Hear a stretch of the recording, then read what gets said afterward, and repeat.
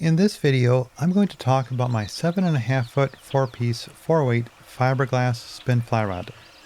Spin fly rods, which can handle either a fly reel or spinning reel, are a relatively rare phenomena because up until my recent patented handle design improvement, they didn't work too well. For example, the reel might fall off when fighting a big fish.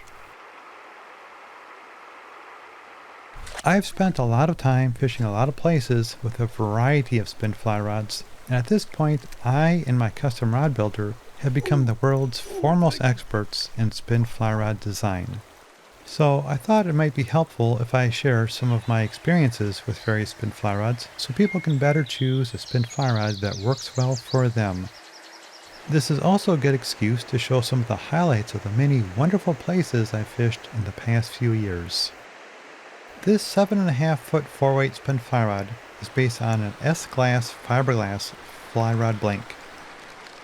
This type of fiberglass has some silicone added to the glass to give it a quicker response and lighter weight than earlier versions of fiberglass. The first thought many of you may have is, why use fiberglass? Isn't graphite better for a fishing rod? Well, yes and no. It's complicated. I got involved with fiberglass rods when I heard my custom rod builder was using a fiberglass rod he had built himself. I wondered, why would a person so knowledgeable about rods, who can make any type of rod he wants, use a fiberglass rod? After researching the many merits of fiberglass, I then asked my custom rod builder to build me a fiberglass spin fly rod. I was not disappointed. One of the first qualities I noticed about this rod is that it is semi-translucent. When the sun shines at a certain angle, it glows like a lightsaber. The yellow pigment is infused into the fiberglass, so it cannot scratch off. The handle features a pair of double elastic bands to hold either a fly reel or spinning reel securely. While this method works well, I prefer the method used on my other spin fly rods, having a polycarbonate ring secured in place by a single elastic band. The double elastic band method takes a little longer when changing reels, and there's a slight wobble when fighting a fish. I have measurement markers on the handle and red measurement markers on the rod itself at 14 and 16 inches, which makes measuring a big fish a lot easier. I chose gold-colored line wraps which look nice, kind of like a cork appearance, but a bright red may have made the rod look a little more exciting. Because I use 10-pound spider wire line when in spinning mode, I have ceramic line guides. Fiberglass rods cast a little differently than graphite. There's more energy transmitted through the lower section of the rod, and the flex speed of fiberglass is a little slower than graphite.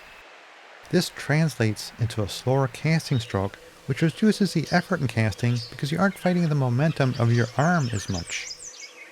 Dry fly enthusiasts sometimes choose fiberglass because the slower flex rate of fiberglass allows them to present a dry fly more delicately without spooking the trout.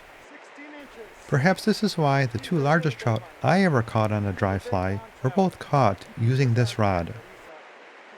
Bamboo rods are known for having the slowest flex rates, but those rods tend to cost 10 times more than a custom fiberglass rod. When it comes to accuracy in fly casting in tight quarters, I have no complaint about fiberglass. Here I have one chance to present a floating beetle fly to a feeding brown trout, and with this rod I only needed one chance.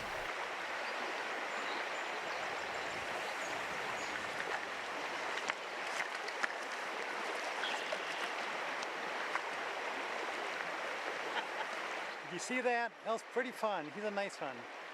When it comes to casting lures, I feel like the fiberglass rod is actually a little more accurate than graphite, at least when there is a heavy beadhead fly trailing the lure. Tests show the fiberglass rod casts a 1/16 ounce lure slightly farther than its graphite counterpart, but the graphite rod will cast a 1/8 ounce lure farther than fiberglass. I find the main benefit of this fiberglass spin fly rod is its superior ability to handle big fish. These rods flex more deeply than graphite and offer more cushion for a frantically fighting fish. They help to keep the line tight but not too tight, and I've never had any worries about the rod itself breaking. As this is a 4-weight rod, it can handle up to an 8-pound leader.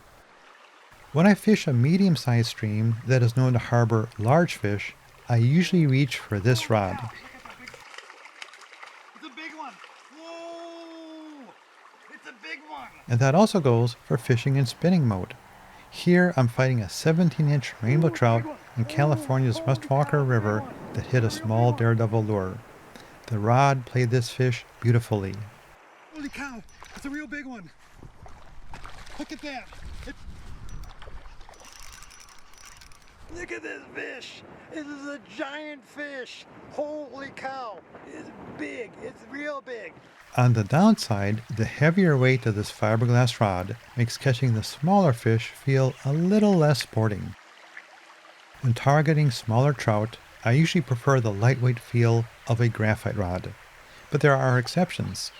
For example, when fishing Henson Creek in Colorado, a stream known for most of its trout being under 12 inches, I chose this fiberglass rod because the strong current would have made it a challenge of getting in even a small fish. And when fishing Michigan's East Branch Tacomanon River, the presence of a lot of snags presented a challenge at landing the larger than average sized brook trout this stream is known for. And a little willy bugger. And let's not forget, fiberglass does not conduct lightning the way graphite does. This makes it a little safer when fishing as lightning approaches. Of course, your body is still conductive, so you might still need to take cover in a bad storm. If you'd like to fish a spin fly rod of your own, send me an email and I'll get you in touch with the same guy who makes my spin fly rods. See you on the stream.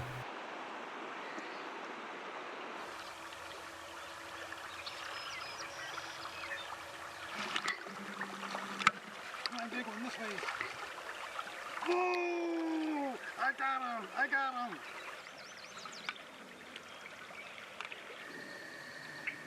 He actually gets a little further upstream.